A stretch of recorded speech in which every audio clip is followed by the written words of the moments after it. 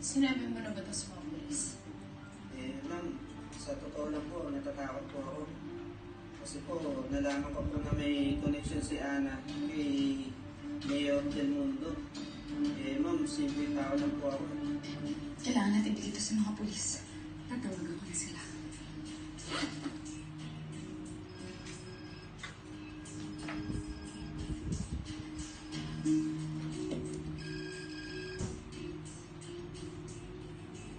Hello? Mrs. Ana Del Mundo?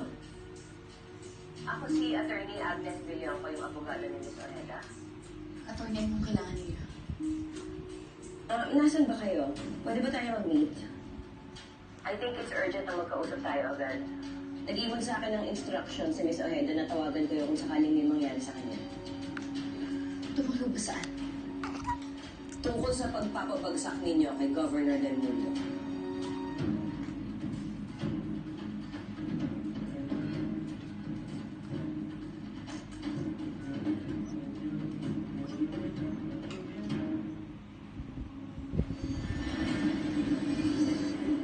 Natatakot ka? Si Salvador Governor, pwede ka niyang protektahan. Huwag kang mag-alala. Aalalayan kita sa lahat ng ito. Basta lumabas na ang katotohanan. Maraming salamat po, Governor. Sige.